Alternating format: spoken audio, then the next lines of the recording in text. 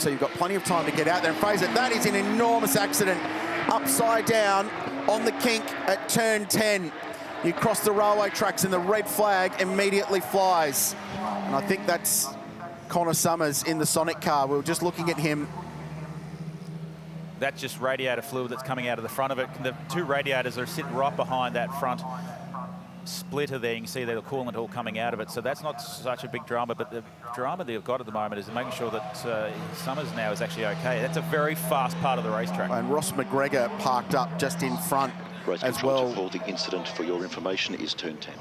With the left front corner, that was the voice of Christian Jansen, who's the race director for Porsche Michelin Sprint Challenge up in Motorsport Australia Race Control. He's the gentleman, white shirt, front of screen, and sitting next to him with the Porsche logo is Alex Davison, who's the driver standards chief. So Ross McGregor was caught up in that, had the left front corner pulled out of his West Coast Windows car, and Connor has ended up on his roof. There's been a couple of big crashes at that point, and it's such a high-speed bit of road, isn't it, Craig? And the car's really loaded up through there. There's a lot of energy going through the race car at that point. Oh, absolutely. Once you get through that turn 8, 9, and you're leading into that turn 10, which is right there, that's a very fast blind corner. There's obviously been contact between the two cars. And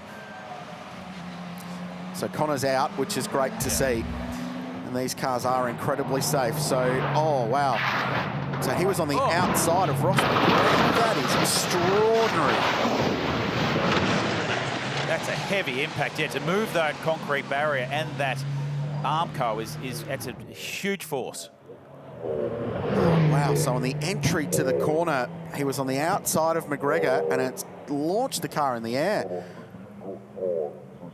That is phenomenal. I don't know if I've ever seen anything like that in a cup car being launched like that. That was like an open wheeler through there when...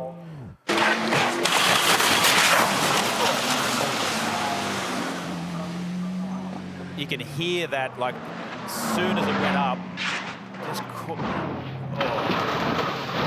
So this is Paul Alcamo down there on the exit of turn 10, and full credit, did not flinch. That catch fence did its job. You can see how much, you can see it in the background there on the top of the screen, how much of it's bent the bars and the poles, everything back. So it's completely done its job. And the drivers, as you mentioned, are now safe and out of it. But that's a very heavy crash in a very fast part of the racetrack. And that's going to take some rebuilding of that fence. So Hamish Fitzsimmons' lap could have been well timed. And is code 3. So that's good news. There's a series of codes that race control used to reference the state of a driver, but you could see Connor standing out of that car and okay. So basically the higher the number, the better the situation.